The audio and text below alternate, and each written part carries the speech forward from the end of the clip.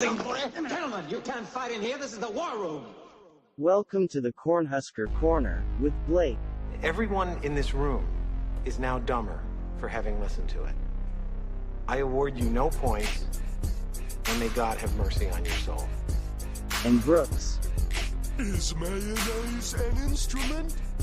And you better bet your bottom dollar that these two brothers know how to handle business. Here's a hand up to Thunder, who gives it back to Mike Stokes. He's going to throw it. He's got a man out. All right, welcome to Cornhusker Corner, where there's no place like this podcast, except you're muted. There you go. Oh, this podcast. This Didn't podcast. remember that, but good job remembering the correction. Good job. the correction. We are. No. Correction, not the correction. Okay. No, you know. Perfect. Yeah. Well, as always, you can follow us on Twitter at @CHusker_corner and on Instagram at Cornhusker Corner. Always remember to like and subscribe to this YouTube channel. We like doing it. Yep. If you don't like and subscribe, then we can't keep going. Or don't. I liked the video yesterday, man. I had fun doing it, so you should do it too. It's fun. You press that button, and it's a good time. All right. Well, anyways, let's get into it. It's Michigan week. This is just nothing good's happening this week. It's just not. I live in Florida, the east coast of Florida. There's a Category 1 hurricane barreling right towards me. The eye is literally going to go right over top of us. Excuse me. It's Miles Farmer, poor kid, got in a DUI, and so he's not going to play. We're going to Michigan. We've only won 3 games. They're undefeated. It didn't look like Jim Harbaugh even remembered that he was playing Nebraska in his press conference. Meanwhile, And, Mickey's almost entire press conference was about Michigan. Yeah. It just doesn't feel like this is even going to be a football game. Casey Thompson's not going to come back. They're still talking about a quarterback battle between Smothers and Purdy. I hope that's just gamesmanship to be like, who are we going to throw out there?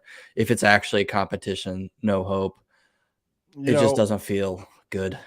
Yeah, my only, and we'll get into the specifics of it. I've watched a couple of Michigan games, and I have a couple things to say on them specifically. But college football has a way of proving you wrong as soon as you feel like you're sure about something. I'm sure that this is going to happen. You know what I mean? And it just has a way of like, you know what I mean? That is literally one of the only things that I'm like, maybe just because of like the football gods probability, like just because of the perception. I always feel. That's how I feel every single week. Every single week. This week's different though. You know that.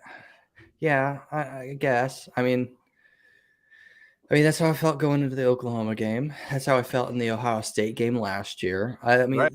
We've had so many opportunities for that to happen. Eventually, you're going to roll 6, brother. Eventually, you're going to roll the right thing. Probability, you're right. It's just, it doesn't feel like anything is going to go right. Which is why this is the feeling. It will. You know what I mean? Like, we don't even know what that feeling feels like. So who knows? Yeah. I remember last year I was watching the Michigan game at home with mom, and she was like, they said on the screen or on the commentary, they were like, what's his name? I forgot their other quarterback's name because JJ McCarthy's their current quarterback, Cade McNamara. They were like, sorry, Cade McNamara. But they were like, Cade McNamara hasn't thrown an interception all year, blah, blah, blah, blah, blah. And I was like, see, look at that, Mom. Hadn't thrown an interception all year. We're not winning this game. And Mom goes, it means he's due. That's how it works. That's how sports works. Like, it means like he's like, as the plays go on, he's getting a higher and higher likelihood of that happening just because of probability.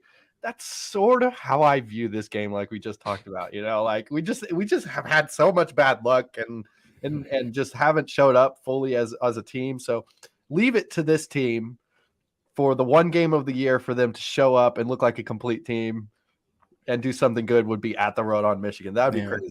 That would be crazy. Well, it would be crazy, especially last week really felt like bowl eligibility was on the line, and we should have won that game. Right. Hands down, we should have. It's still not out of reach, technically speaking. Technically, yeah. Technically speaking, it's not. In all actuality, it probably is, but technically, it's not. You know, you have nothing to lose. Play for it. Who knows? So yeah, I liked the mentality of the team still. Just based off of the last two performances. I mean, they've played decent. They've hustled, and it's really just been offensive ineptitude at the quarterback position. Which is why, I mean, and this is just how it is sometimes. We talked about it last week, but I mean, here we go again.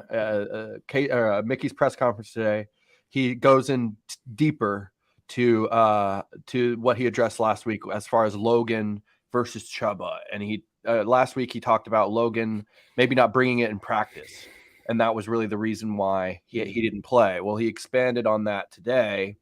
I'll go ahead and share my screen so we can watch it. Share screen. Yeah, I didn't watch. I'm getting burnt out. I'm just gonna come out and say it. I'm getting burnt out on all this content, and for a team that is 3-6.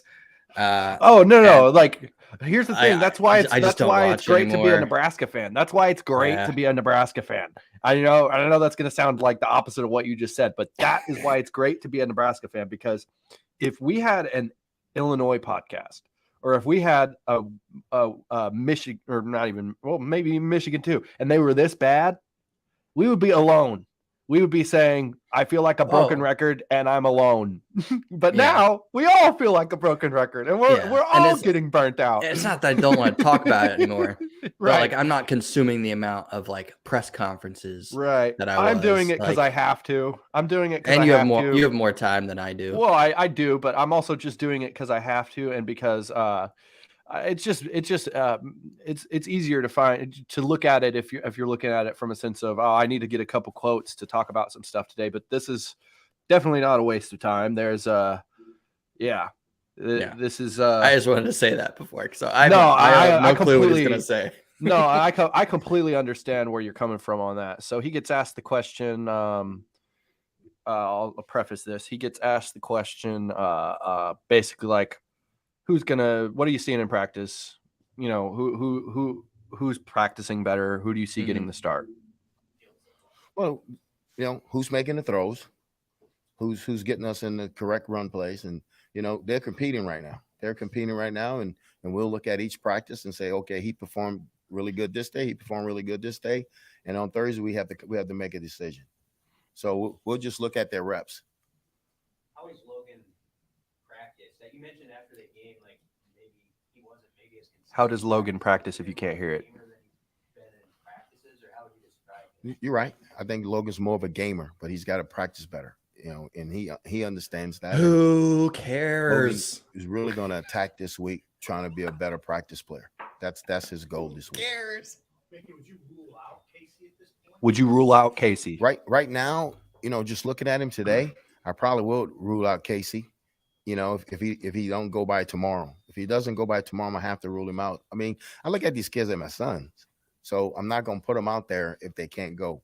And when Casey, like I said, Casey's gonna say he's feeling better, but I gotta be smart with Casey and not put him out there if he can't perform at a high level. Is the issue gripping the ball? I don't need to hear that. Yes, that's the issue. He has an injury. There's one more quote along with quarterbacks that I wanted to say. Somebody asked him basically like, what are the strengths? Like, you say Logan is a running quarterback and Chuba is a passing quarterback. Like, is that still the case? Is what they asked. Is that still the case? Okay. That's what they asked. All right.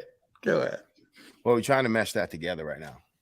We think Purdy's, the better thrower, but Logan, he can make throws also. And we think Logan's the better runner. It happens like that. Each quarterback's going to have different strengths and weaknesses. All right, that was it. All right. Okay. Yeah. So who the go hell ahead. cares? Who the hell cares if he's not? If he needs to practice better? I know practice makes perfect. If you say he's a gamer, guess what actually matters? The freaking game matters. Okay. 100%. And if you say 100%. like Chuba's the better thrower, don't trust your lying eyes. Give us a break. We've seen Right. enough. It doesn't matter if 100%. he's throwing better in practice. It does not matter. That is not where the Right. football games are won and lost. Mm-hmm. Even though, Yeah, I'm a guitar player. You know, it's on stage. You gotta play the solo on Yeah. stage. You gotta play it perfect on stage. That's the important part. But at the same time, I mean, there is the sense of, I mean, as a guitar player, you gotta play it a million times before you get on stage so that it's muscle memory, right? Sure. So I mean, I get where he's coming from, but at this stage of the season, especially at this, if we're talking about going into the first game, Yeah. you're basing it on practice for Yeah. sure. But Yeah. at this stage of the season, with what we've seen, and it should I'm going to be straight up honest. The answer to those questions should have been, we're not sure about Casey, but if Casey doesn't get the nod, I think we're going to go with Logan this week. I don't think he would release that info to the media, though. That's the thing. Is this a obfuscation of the media, or is this, you know what I mean? Like, what is I it? understand there is some gamesmanship about. Sure, we don't know gamesmanship. That's the word. we don't know which. We don't want them to know which quarterback to prepare for. But on the other hand, what do you really have to prepare for Chuba Purdy? You don't. You don't have to prepare. Okay, 100%. They are looking at the film and going like, "Are they going to go with him?" Yeah. Yeah. Thank you. Yeah, I just really want to say that real quick. That was via Husker Online. Just want to make sure we're shouting them out. They got great coverage. I'm subscribed to them. Sean Callahan's great. Sipple's great. I like those guys. Those are the ones I'm subscribed to. So that's where I get a lot of my quote unquote insider Nebraska info. That and random Twitter accounts that just seem to be right. Yeah, like they just seem to be right. It's like those drunk college kids that wander into a bar and just like overhear stuff and go, "Oh." Yeah. I mean, dude, I'm getting all kind of stuff. Like, Dad, literally yesterday, Dad was like, I was at this party the other night, and one of my friends who is like really good friends with a booster, and his son is like, he had all this like connection. 6 degrees of Kevin Bacon. Like, yeah, 6, like some Spaceballs type stuff, and he was like, and he's saying Aranda is a lock to be the coach. And I was like, and you know me, I've said it millions of times, I'm an Aranda guy. And I was even like, I mean, I hope, but like, I haven't heard that at all. Everyone I'm hearing is concerned about how quiet it is. That's what I've heard mostly of anything, is that I've started to hear it's kind of concerning how quiet this has been. The way I look at that is, I think Trev has a media background. I think he knows how this game works, and I think he's just really good at keeping it under wraps. But yeah, so Whipple's press conference today, there was one more interesting moment where somebody asked him, basically they asked him, I don't even remember what the question was, but he started going on a tangent about what teams are like in the Big Ten and what our offense needs to do to adapt to what teams are doing in the Big Ten. And it got into his conversation with Whipple on slowing down the offense and running the ball more. So I want to go ahead. I did. Yeah, I know. I did see that one. Yeah. So I want to go ahead and play this as well. All right. Yeah, because that was pretty interesting. Yes. 6:05.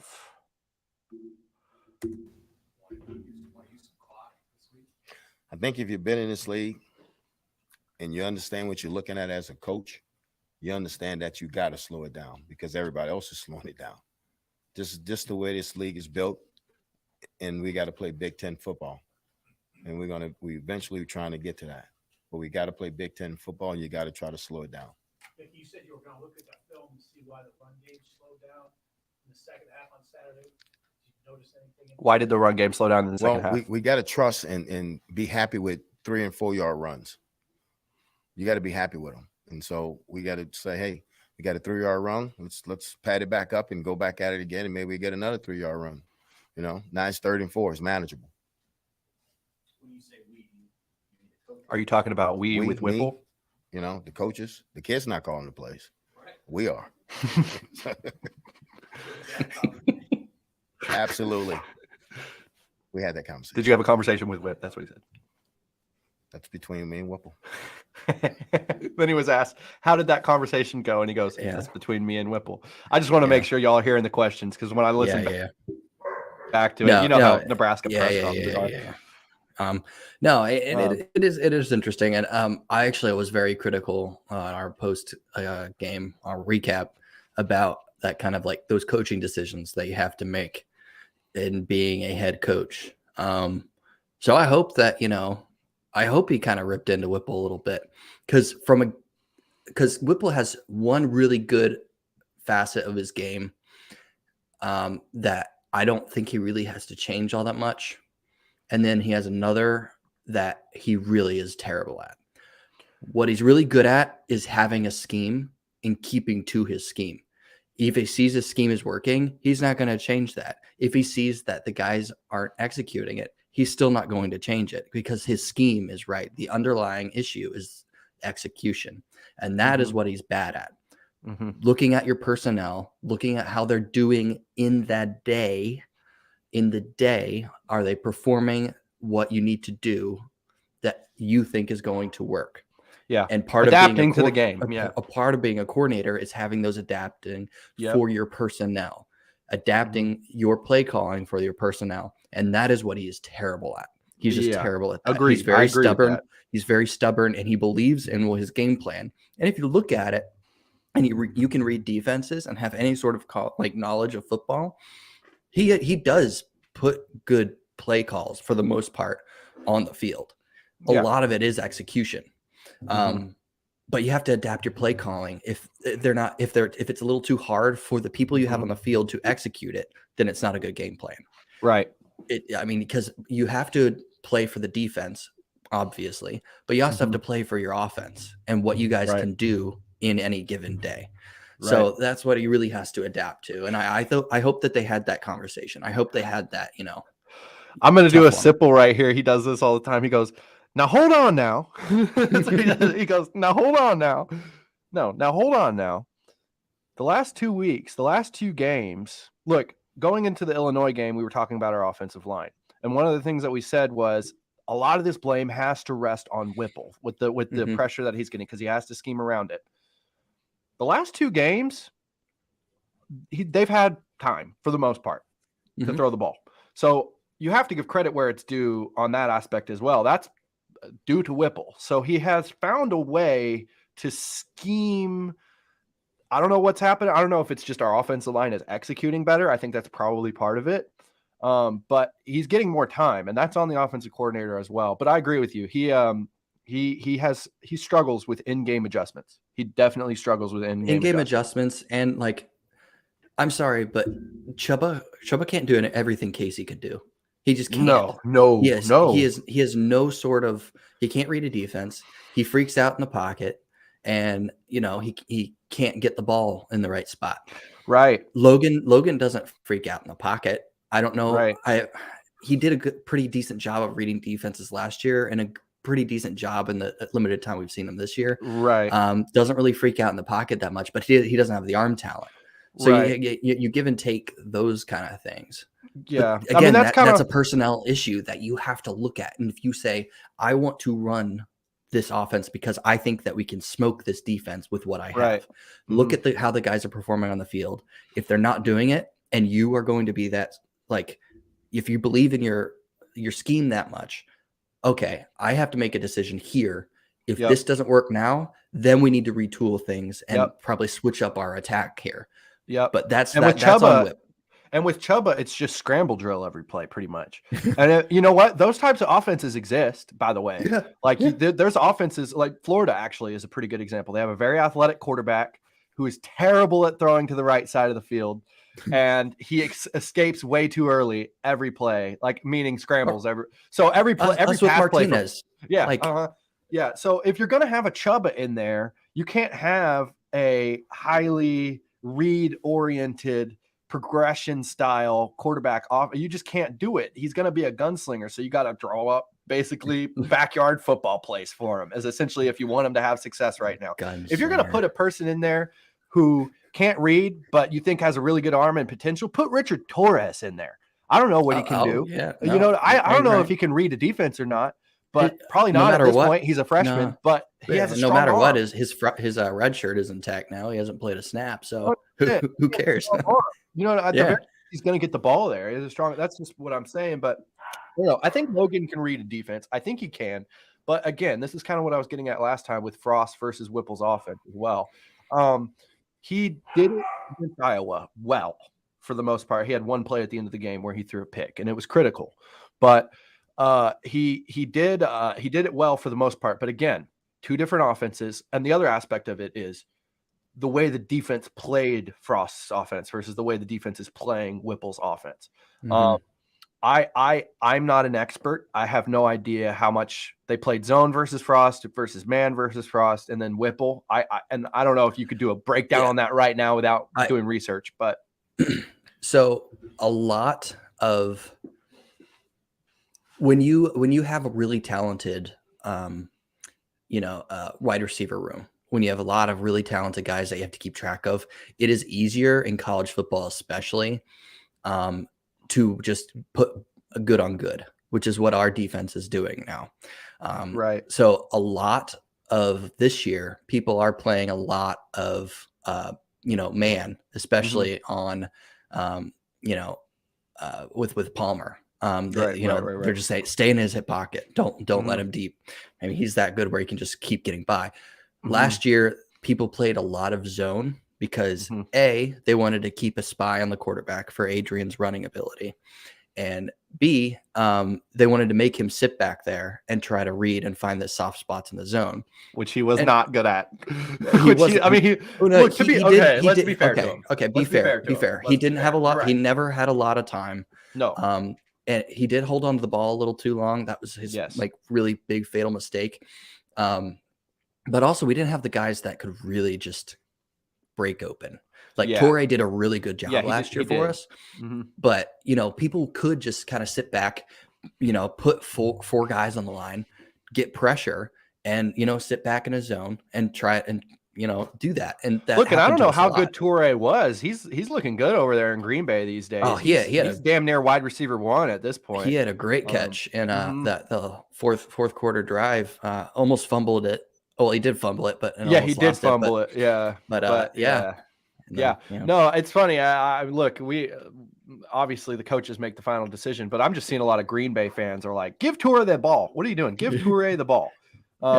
So that's good. Because I was about to say, I don't know if Toure would be the top receiver in this offense. Probably wouldn't. I think Trey still would. He'd be in the rotation still. He was would. good. I mean, Toure was a very good possession receiver. He didn't have game-breaking speed. He ran really, really, really good routes, and he could find those spots in the zone. He knew how to get open. Yeah. So that was his spot, and Trey just runs by people. So yeah, he does. But getting open is arguably the most important. Arguably, catching the ball. That's rule number 1 for a wide receiver, right? Whether you're open or not, you got to catch the ball. But probably the number 2 thing for a receiver to have is the ability to get open. And Trey can do that just based on his speed, but we need to run the ball more this game. We really do. And that quote from Mickey, I just find it funny thinking about the conversation behind closed doors that Mickey and Whipple are having. I just wish I could be a fly on the wall. I promise I wouldn't tell anybody. I would just use it for entertainment purposes. Because I feel like it got a little heated based on his response to that reporter about how did it go. That coy little smile. Yeah. Like kind of like he was thinking of maybe some stuff he said or some stuff Whip said maybe even. Yeah. But yeah. So Michigan week is this week. Here we go, baby. We got a hell of a team that is staying at their home place because we're going there. I was about to say coming into Lincoln. But we got a hell of a team that we're playing this Saturday, and I loved Mickey's quote just talking about Michigan. A lot of the stuff I showed you from the press conference just now, to be honest, was probably my least favorite parts of the press conference because he addressed the Miles Farmer situation. I thought he handled that beautifully. He didn't throw the kid under the bus, but he also didn't pretend like, he's an angel either. Yeah. And it's a team suspension, not like any sort of official thing. So right. 100%. So I liked how he handled that, but he was talking about Michigan And the way he viewed it is like, we view this as we have an opportunity this week. And that's how you have to view it as a coach in his position. Because, he's pragmatic. He knows what they're up against. He knows what's going on. But at the same time, he also knows this is college football. And you got to have your team ready to play. Because you never know. Michigan can come out and lay an egg. And we got to be there for the opportunity if that happens. Mm-hmm. Because I watched the Rutgers game. I actually just watched it about an hour ago, 2 hours ago. I watched the condensed highlights version, 30 minutes long or whatever. And that was a back and forth game for a while. They eventually broke it open. But Rutgers was making Michigan play to their pace for the first 2 quarters Rutgers of the game. is not a bad team. They're well coached and they're tough. They're a tougher team than they usually are. Yes. They have a different quarterback now than they had versus us too. That's the other thing. He's way more athletic. I don't know where this dude was on the depth chart, but he opens things up a little more for him. Number 3 something. They played 3 quarterbacks against us. Are you sure he wasn't one of them? No, I mean, he was a black guy. I don't remember them playing a black guy against us. Yeah, he did. Really? They did.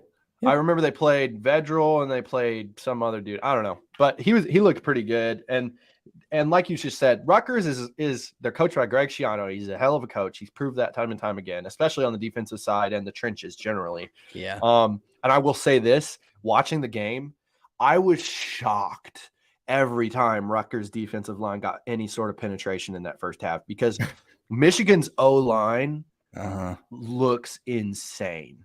Yeah. They are huge. And Rutgers didn't look small against our O-line. They looked probably about even, right? But they looked tiny against Michigan. It looked like a bunch of, I'm not trying to demean Caleb Tanner, but looked like a bunch of Caleb Tanner style D linemen out there against Michigan. Like they look so small. So they got Blake Corum. They got a hell of a running attack. They got the number 1 transfer offensive lineman in the country in the offseason. Can't pronounce his name. Not going to try to, but he was a 5-star and he's really good.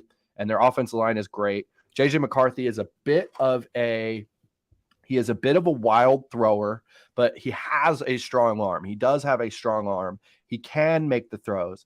But it doesn't seem like he's going through a normal Casey Thompson like progression on every play. It's very it's a little bit more like Adrian than it would be like Casey. He's a very good runner. He's seriously athletic. I saw him make some cuts that reminded me of Anthony Grant, to be honest. I've seen him play a couple times. I didn't watch the game last week, but I've seen him play a couple times, and he's a very athletic kid. Yep.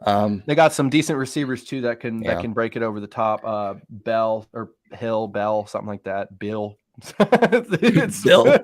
Bill Hill, Bell, or Bill, something like that. Anyway, so their offense is damn good. Our defense is going to have its hands full. And the keys to the game on the defensive side of the ball: stop the run, like always. Stop the run, force them to throw. JJ McCarthy is a good thrower, and he probably could beat you if you forced him to beat you, but he might not. That's kind of where we are with it. So you got to force him into that. Yeah. And listen, going into the game, the past couple weeks, I've said, like, if our defense stops the run, I think we win the game. And guess what? For the most part, they've done a good job. Even back to Purdue, when they stopped the run enough, like O'Connell had to beat us, and that's how they ended up winning that game. But we've faced 2 really, really good running backs the past 2 weeks, and we're about to face another one. And I don't know. I don't know if they can do it. I don't think they can do it 3 times in a row. Blake Corum's really good, but it's also just their overall rushing attack on offense. They average 250 yards a game. 250 yards a game. That's ranked 4th in the nation right now. And on the defensive side, they're the number 1 rushing defense. They only give up 72 yards a game. It's like I pulled up this stats page that I shared with you the other day. I won't get it to focus, but it's stark. It's ugly. Yeah. It's ugly. I can't really recall, honestly, really seeing a stats page that is this lopsided. I really can't. I mean, there probably has been, but we only win in 3 categories. Here's what they are: punt returns, punt returns, kickoff returns, kickoff returns, and passing offense. We average 243 yards a game. They only average 215. But like I've said, they average 250 yards a game on the ground. We're talking about Alabama here. I mean, not. I'm saying Alabama's a balanced team. You look at Alabama versus Tennessee. Tennessee had like 5 passing touchdowns and like 500 throwing yards, right? Alabama had about 250 throwing yards and about 200 rushing yards. That's kind of what Michigan is. They're going to mix it up. And they're a really damn good team. Our offense is probably going to have a hard time moving the ball too. They're a top 5 defense in multiple categories. So this is going to be a tough one. This is going to be a tough one, and it's at 2:30 on ABC. I'm glad it's not at 11 a.m. so it doesn't ruin my whole day after. I at least get some day with looking forward to it. But yeah, Jim Harbaugh's a hell of a coach. He's proved that at this point. And I'm going to be honest, man. Yeah, I don't really see a big chance for us in this game. No, especially if they do trot out Chuba at any point in the game. Yeah. If he comes out even the first drive, I'll be like, okay, they're idiots. I'm turning off the game. Let me ask you this question, and it has to do with the Michigan game, but it's more broad topic as far as Nebraska coaching search, to be honest. But I've asked myself this question, and it's like, when you're a fan and you're trying to think, what's the best coach to hire for our program? Is it who is the guy that has the most experience, or is it who is the guy that you think would do the best here? That's the 2 questions in my mind, because not always is it the guy with the most experience that's the best fit and that would do the best at your program. The way I look at Mickey, and I'm still on the we need to hire somebody else at this point, and Mickey's pragmatic about it most likely. But if they are planning on naming Mickey no matter what, which it feels like for some reason there's a slight possibility of that. It just feels like it. If they are thinking of that, I wouldn't be the most happy, because we all said he's got to get to this threshold to do this and yada, yada, yada. But I do think he would be good here. I do think he'd be a good coach here. And so listen, that's the real question, you know? And I do still think that he has a shot, especially, I mean, if he were to somehow pull out this game, right? Hit that little threshold is still possible. That's but how if I was he loses to this game. But if he loses this game and then wins the last 2, I still think he might have a shot, because that's Wisconsin and Iowa who have been a thorn like that we haven't been able to beat, and they're beatable this year. So 100%. But my point is, we were just talking about Logan and Chuba, and who he's going to trot out there. Yeah.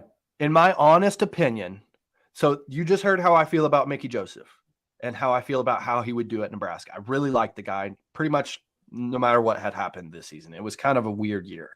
But if he trots Chuba out there as the starting quarterback on Saturday, I probably don't think that anymore. I'm just being honest. I mean, that's how I felt when he trotted Chuba back out there. Yeah, which is why we both came to that conclusion on the podcast after because immediately when he trotted him back out there, I was like, whip. And then I caught myself. I was like, hang on now. Mickey's the head coach. Yeah. Mickey's the head coach. This is ultimately his decision. So whatever quarterback plays, man, I hope it's Logan. Because if Chuba comes out there, I mean, he's got a lot to prove to us and to himself.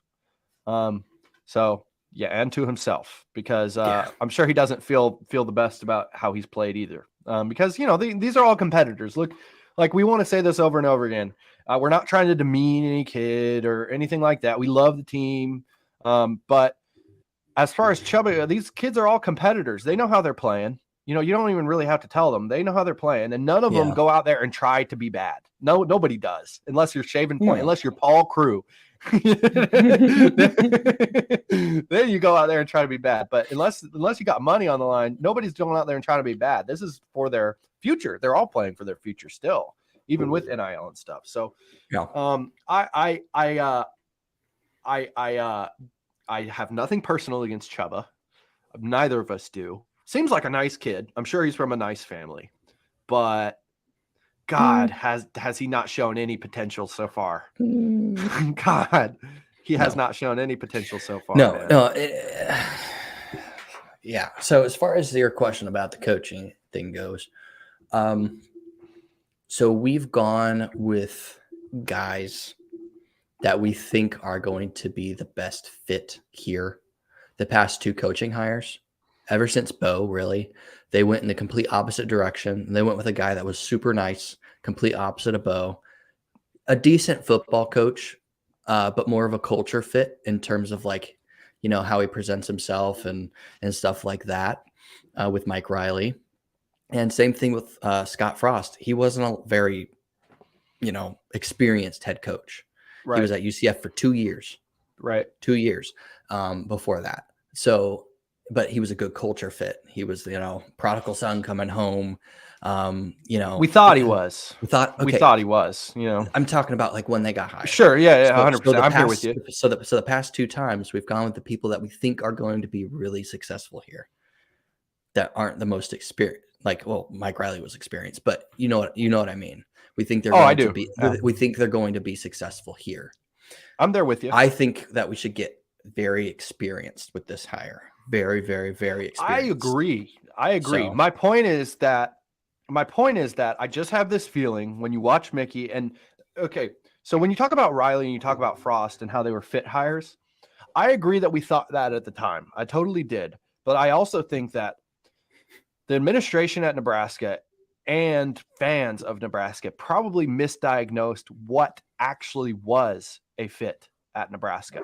Mm-hmm. A fit at Nebraska is a guy who's going to have tackling practices, a guy who is not just going to focus on one part of the country and try to siphon players out of just Florida or just California or wherever. And that was Scott's strategy. Look, Mike Riley, Calabrasca was the Mike Riley thing, right? Yeah. And then that went away, and then it was a bunch of Orlando kids with Scott Frost. Whereas Mickey really understands the big picture as far as recruiting and what it's going to take to recruit at the Nebraska level that they need to recruit at. Yeah. And listen, I just think he has characteristics that make him more of a fit than either of those 2 guys we mentioned. Yeah. And guess what? Like the best fit at Nebraska for coaching since Solich was Bo Pelini. And he got run out of town because people didn't like his attitude.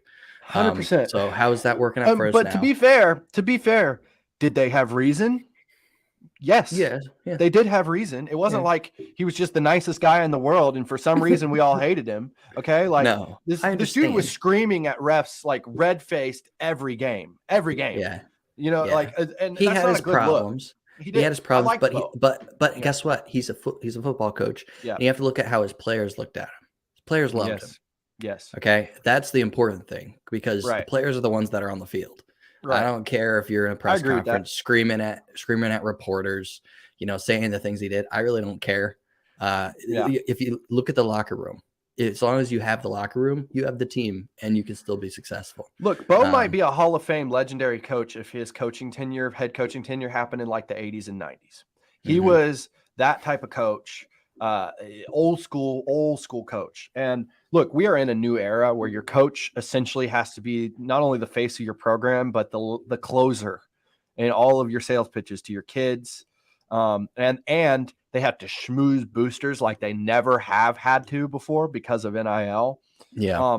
And so I look at Bo in that context and what it would be like today. That wouldn't go good. He would not be a good coach for today's college football world. Mickey, on the other hand, I do think he is pretty much a perfect candidate to be a college football head coach in 2022 with everything that's going on with transfer portal, NIL, all that stuff. Because he has the players coach thing that you talked about with Bo, but he also just understands the game.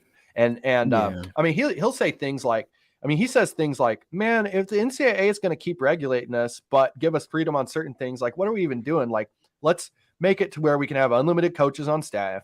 Let's make it to where we don't have any more roster limits. Like, what are we even doing? So he's trying to go further on it. So I listen to Mickey Joseph say something like that, and I'm like, okay, he's not going to Dabo this. He's not going to not use the transfer portal and go to every media appearance and complain about the new rules, right? He's not going to do that. So all of this to say, I just have been thinking about this, where it's like we're thinking about it in terms of experience, and like the experience is the most important thing. And I agree, it is an important thing, but really the question should be, who do we think is gonna win here? Who do we think Mickey's gonna win here? Because I have a weird feeling that he's gonna be announced as the head coach. And I think that'll get a mixed reaction from Husker Nation at this point. But I'm not gonna discount it because I like what the things he says. Right. He's done some good things. Especially look at the defense. That's Bill Bush, but that's also Mickey. That was something that he decided. It was Mickey's to do. choice. Yeah. It was Mickey's choice. And if he can do the same thing, rehauling the offensive side of the ball, maybe keeping some of those guys around, because he will. He'll probably keep around like Applewhite. He'll probably get another receiving coach. Whip's gone. He's gonna he's gonna bring in another coordinator there. He might keep Raiola because he's had 1 year. You have to have multiple years at the offensive line position. And Mickey's even differently given there. Hints. Mickey's even given hints about what kind of offense he would run. Yeah. Smash mouth RPO. That's what he calls it. Yeah. And that's a similar offense, believe it or not, to what Rule ran in college. And I kind of like that. But all I'm saying is, no matter who the name is, I know the Mike Riley fiasco sort of has a bad taste in a lot of people's mouths. But no matter who the coach is, no matter who the coach is, we just shouldn't be quick to dismiss. I think the only thing, Kool-Aid too much, but the only thing that we want now is a very competitive football team that goes to a bowl game every year. Right. Start there. And that's basically what Trev said, what he was looking for. So, One more thing with Mickey, I do think he would win the offseason. I mean, we'd be offseason champs again. Yeah. I mean, Scott Frost did that almost every single year. I mean, if you look at the announcers every single week, talk about how much better our recruiting classes are than like everybody in the West for the past like about 6 years or something like that. And like, it's crazy that like we're not just winning it. Right. And that's coaching. That's coaching. Yep. That's not talent. 100% is. But as far as recruiting goes, what I just see in Mickey is I see a guy who, especially off the back, say he gets the head coaching, gets the job this year. I think he'd have a top 20 class going into next year. We're sitting at 32 right now, and I think he'd be able to get that into the top 20. To be honest with you, I really do on his first year. Say we have success next year with him as the coach. I think coming off the backs of success and a top 20 class in your first class, I think he might even be able to do a top 15 or top 10 class the next year. That's how good of a recruiter this guy is. Yeah. So we can't discount that, you know? Yeah. But again, coaching matters. Look at Jimbo 100%. 100%. Look at Texas A&M. They're awful this year. Yeah. They're awful. 100%. And they had the number one recruiting class. Right. Yeah. Overall. And look at them. That's coaching. Right. And in 2014, Nebraska, when we fired Bo in 2014, Nebraska probably would have killed to get Jimbo Fisher. You know what I mean? That would have been an insane hire. We would have been going crazy. And these days, if we hired Jimbo Fisher, we would be so mad. All of us would be so mad. Oh yeah. Yeah. Okay. So that's enough coaching search stuff. We've talked about that so much, but that's just the nature of the beast, man. You can't avoid it. All right. And we've talked about the game. We've talked about some X's and O's, what we would like to see. Let's get into game predictions. To make it more interesting, because I think I know what along the lines of what we're both going to predict. So to make it more interesting, we also have to predict what quarter Michigan pulls away. Okay. All right. Okay. Well, so I'm gonna go ahead. Yeah, I'm gonna go a little further than that. I'm gonna give two completely different score predictions. Okay. We're not betting money. There's no rules. based on who trots out at quarterback. Okay. Yeah. Fair. At any point, if Chuba sees the field, we don't score a point. They shut us out. And that's just my prediction for that. No. We're not going. This is going to be clipped. I mean, I'll be looking like an idiot if that's the case. No, but so my actual, I just want to throw that out there. My actual Yeah. prediction, I think it's going to be 56-10, and they're going to pull away in the third quarter. So that's with Logan. Mm-hmm. That's with Logan. It'll probably be 17-10 at half, somewhere around there. And we'll be like, we'll be give us enough hope, and then they'll pull away in the third. Yeah, so 56-10. 56-10. Okay. 56 points is quite a bit of points. I think not the only way, it's Michigan, and they're good now. I mean, look, if we were talking about Michigan a couple years ago, it's a different conversation, but they're a different team now. We all agree on that. So I do see 56 as quite a high mark. If our defense plays anything like they've been playing the last couple weeks, unless our offense just pulls a 2011 or 2010 Iowa State and we have like 7 turnovers. And it's hard to keep playing that level of defense when your offense keeps getting 100%. That's what happened the last 2 games, basically. Yeah. I mean, it's impossible to play that level of defense when you have no support on offense. I'm going to give us, I think we'll score,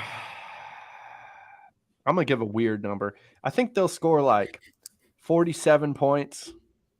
And I think we'll score like 15, 47-15. And I think that they'll start breaking. 15. Okay. Yeah. 40. Yeah. I thought I'd pick one of the most unlikely ones. So that if it does happen, it'd be wild. So 47-15. And I think they'll start breaking away in the late second quarter. I think it'll be probably a 7-7, 7-3, 10-7 sort of game until about the late third quarter when they'll probably break it. When they'll probably do, it'll probably be like 21-10. If I'm guessing 15, it'll be 21-12 at halftime. So you're betting on either a 2-point conversion or a safety. Yeah, one of the two. Yeah. One of the two. All right. Or 5 field goals. Oh, okay. Yeah, that's also a possibility, true. Mr. Smart Pants. You got to carry the 50 over there, or whatever you call it. All right. Yeah. All right. Well, those are our predictions. We both have us getting killed. I wish it was better. We all wish it was better. Look, at the end of the day, we enjoy doing this for a number of reasons. Because we enjoy Nebraska football, because we're brothers and we live multiple states apart, and we enjoy just spending time with one another. But also, we just. It is cathartic to just be able to get on somewhere and just let your thoughts go into the ether after some of these losses. And I want to the audience out there, I want you to rest assured this will get better. This will get not only our podcast and how we're doing it, but just the whole vibe of Nebraska football. When we're winning, and we will be winning again. Okay. When we're winning, this is going to be a whole lot more fun for everybody. Let's just leave it at that. Yeah, let's leave it at that. Yeah. So again, we're going to remember to follow us on Twitter. We like to live tweet the game with all of our completely expert and on the dot views. Totally non-emotional. Non-emotional. Definitely didn't call Whipple an incompetent Droop last time. Yes. We said worse things in text to each other. So. Oh yeah, no, they're classy. They're classy. They're classy rants on Twitter at @CHusker_corner. On Instagram, it's just Cornhusker Corner. Like and subscribe to this channel. Watch these if you like. If you don't, just like them, and because you like Husker content. Yeah. Pray that I don't, get swept away in a hurricane before the game. Man, if a category 1 gets you, you kind of had it coming. It was my time. But yeah, that's gonna be it for Stay on the Corner. That there's no place like this podcast.